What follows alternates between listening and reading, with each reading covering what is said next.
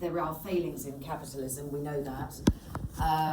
But does that kind of, it seems like it's almost an excuse for the extremism that we are seeing to come through. But on the flip side, there's a massive cost of living crisis across, especially the Western Hemisphere. People are feeling it.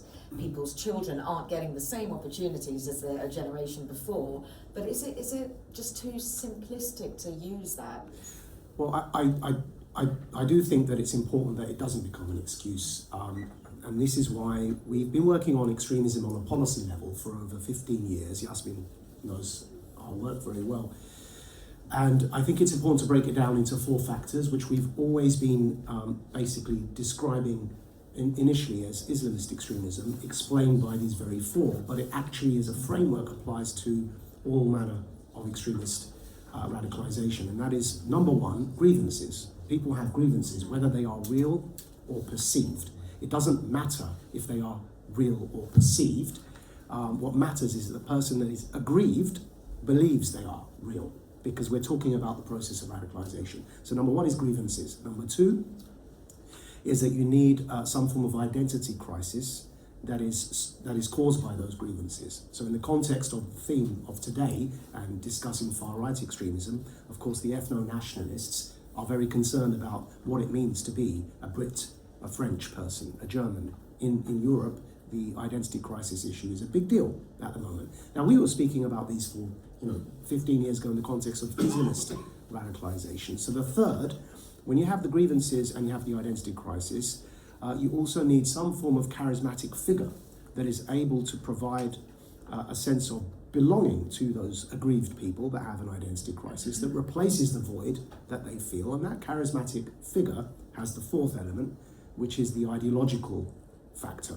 So in the context of what Yasmin was saying, of course, Islamist ideology, as distinct from Islam, my faith, Islamist ideology is the desire to impose one version of Islam over all of society. And of course, we know what far-right, say, Nazi ideology is. We know what the far left, or even, let's say, Soviet communist ideology is. So that 4th factor is ideology. Now, if I may, I want to conclude what I'm saying by giving some practical examples of where I believe those grievances in Europe are real, confirming the doctor's point here, and they've been systemically not only ignored, but perpetrated.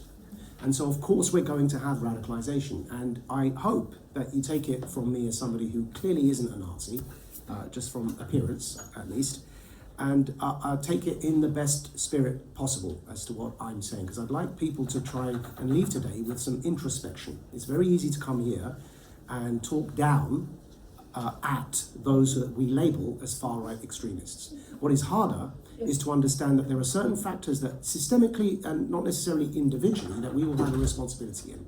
So I'll take 2 examples just to make it very, very clear, because they're as clear as day now, whereas actually 2 weeks ago, if I'd said this, I would have been labelled a far-right conspiracy theorist. Now, I'm going to start with a very controversial statement, but then tell you it's true, and very few people, hopefully, by the end of the sentence, will doubt that it's true. 2 weeks ago, if I said that there was a global VIP paedophile ring that was blackmailing politicians to control global policy on behalf of a foreign power, probably Mossad, you'd call me a far-right extremist. Now, we've been addressing this. I'm also, by the way, a broadcaster. I had a show on Britain's LBC, right? We've been addressing this, we meaning on the independent media side, it's called Radical Media. We've been addressing this for many years, pre-COVID, and it was labelled a far-right conspiracy theory. And the truth is that in Britain now, you'll know, we have a major crisis. We've got a man called the Prince of Darkness, Lord Mandelson, who was responsible for advising 3 prime ministers. One of them, still our prime minister, Keir Starmer. But prior to that, Tony Blair and Gordon Brown. This man, Lord Mandelson, as a member of the House of Lords, was appointed by our prime minister as our ambassador to Washington, D.C., despite the fact that MI6, our security services, warned him that he didn't pass security clearance because of his association with Jeffrey Epstein. And yet, he was still appointed. Why?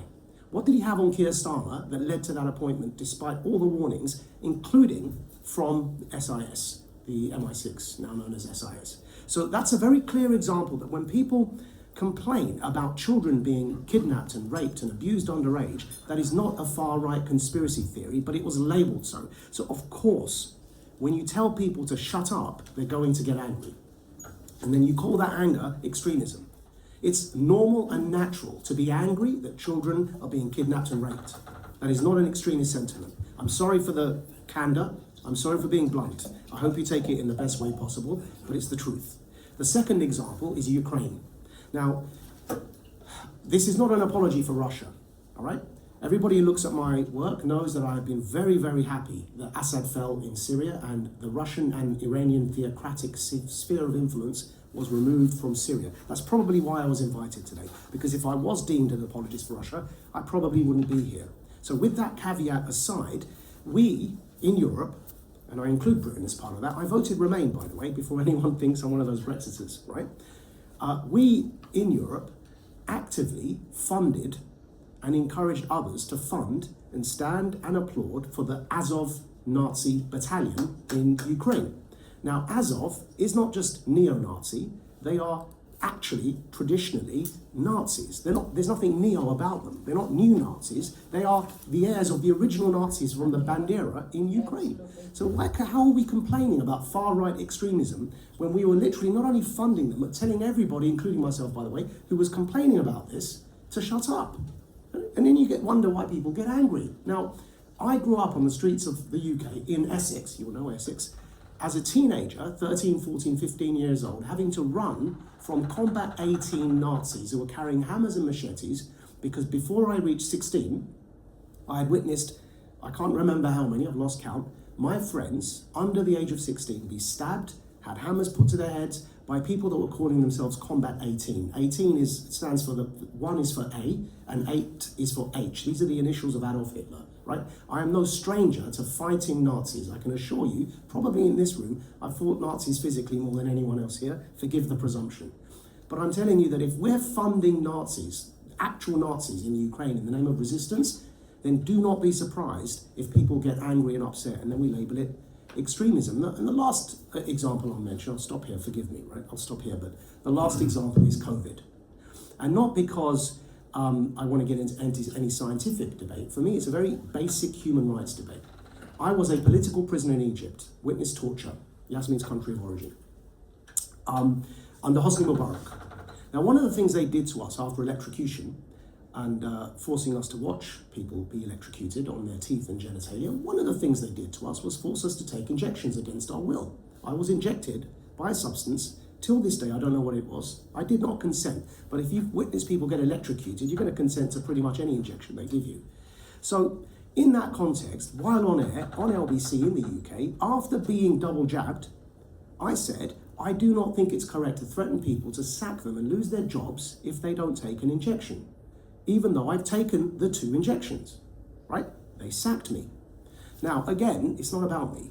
If people, many people that were being cancelled over these sorts of issues, this is a mandate. It's not about whether the jab works or not. It revealed it wasn't. In the end, it didn't stop transmission or infection. But that wasn't the point. I took it. The point was you can't force people to take medical interventions against their will. That's what the Nazis did. That is actually literally a Nazi policy, right? And yet we did it, and it was promoted by all of our establishments across the board, not just in Europe, but around the world. And then, look, I'm upset about that. I lost my family's only source of income.